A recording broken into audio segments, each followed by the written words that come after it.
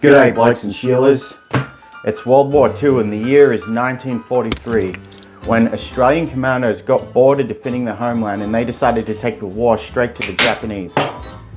With nothing but a fishing boat, a set of black pajamas and a set of bowls found in only mythology. It's time to learn about the most badass fishing trip in history.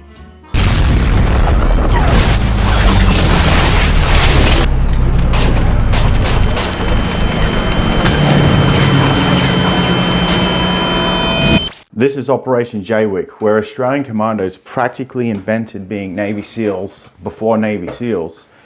And they went 3,000 kilometers behind enemy lines and blew up Japanese ships in a harbor in Singapore, where during this mission they basically pulled it off without a single casualty. So yeah, let's talk about the most badass fishing trip in history.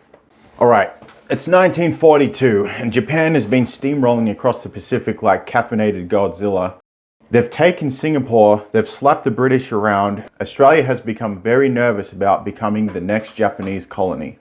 So what do the Aussies do? They form the Special Z Unit. Their job? Sabotage, espionage, and general behind enemy lines chaos. The reason that this mission is special is this was essentially the birth of the Australian Special Forces. Operation Jaywick was their first mission. And holy hell, what a way to start. Alright, here's the plan. These nutcases are going to take a captured Japanese fishing boat known as the Crate, which by the way is now on display in Darling Harbour, Sydney, Australia at the Maritime Museum. You can still go and see this boat today. So they take this fishing vessel 3,000 kilometers behind enemy lines, essentially planting limpet mines on the hulls of Japanese ships after they've snuck into the harbour, and then they just leave like a fart in the wind. It's kind of like Ocean's 11, except everybody's got dysentery and the only disguise is not being dead. So the Japanese fishing vessel is made of wood and it's kind of like a 70-foot long wooden tinderbox, seaworthy and almost held together with optimism and boat glue. So the team of daredevils that undertook this mission were basically 14 blokes, all of them Aussies except for one Brit, but they were all legends. We're talking beards, black pajamas, more bravery than a hand grenade juggling contest. So on September 2nd, 1943, the Crate set sail from Exmouth, Western Australia. The destination, Singapore. It took 4 weeks to sneak up the enemy coastline. No GPS, no radar, and nothing but just the stars to navigate and vibes. They dodged Japanese patrols, bad weather, seasickness. One guy almost dies of infection from coral cuts. Once they get near Singapore, they hired the boat on a small island and switched to collapsible 2-man canoes called fold boats. It's like a fancy name for a folding death trap. They spend days scouting the harbour like absolute ninjas, dressed in black, paddling through the water like the world's most dangerous Boy Scout troop. They identify 7 Japanese ships, fuel tankers, troop transports, and water supply vessels, and they mark all their locations. On September 26, under the cover of darkness, 6 commandos paddle into Keppel Harbour and attach limpet mines on the hulls of all their selected targets. All the limpet mines are on a time delay, giving them enough time to exit the harbour and rendezvous back at the Crate before things go boom.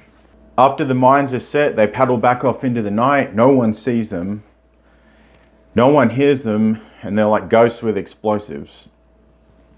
The next morning, ship after ship detonates in the harbour. 7 Japanese ships sunk or are severely damaged, and it's total chaos. And for those who are not well versed in naval warfare, the quickest way to block and lock up access to a harbour is to sink ships in it, because the salvage process of removing ships from a harbour to free up traffic is incredibly expensive, time-consuming, resource-rich, and so on and so forth. So, incredible power play right there. It's total chaos. The Japanese are completely freaking out. The problem, though, in lies that The Australian commandos were so good at what they did here, it begged the question, what is the true cost of war? And we're going to get to that. So the problem is the Japanese thinks it's local sabotage. They respond by rounding up all the local population, they torture, they basically execute anyone who is suspected of supporting the local resistance. Dark moment, war crimes aren't funny, moving along. In the meantime, our guys are already paddling back to the crate, like they've just robbed a bank and the alarm hasn't gone off yet. They sail all the way back to Australia and return to Exmouth, and they didn't lose a single man in the process. So what did Operation Jaywick accomplish? 7 Japanese ships totally destroyed. The Japanese now realize their advance has come to an abrupt stop, and now they have a logistical problem in the Pacific resupplying their own advance. Full-blown panic in Singapore happens. It proved that small teams of highly trained commandos behind enemy lines could wreak absolute havoc on the enemy. It made the Z Special Unit a true legendary force and marked the birth of Australian Special Operations for many, many years to come. They go and run many more missions like this, such as Operation Rimau, which we're going to get to in a later episode. But Jaywick was an absolute masterpiece of sabotage. The local result of Operation Jaywick, however, is due to the fact that the Japanese were highly suspicious of that local resistance. They killed an estimate of approximately 2,000 people suspected of coming up with this mastermind attack. It did cause Australia to potentially rethink the operation, but at the time, stopping Japan was the priority, and many more missions kept continuing, such as this. The legacy of Operation Jaywick left behind basically a blueprint for modern Special Forces operations.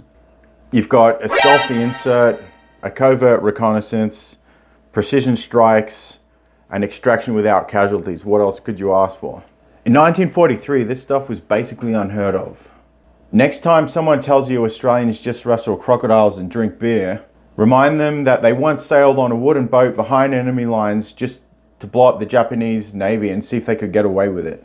So like, subscribe, tell your mates, or don't. I'm not your commanding officer, but I will show up on a flow boat with a limpet mine and stick it on the side of your fridge.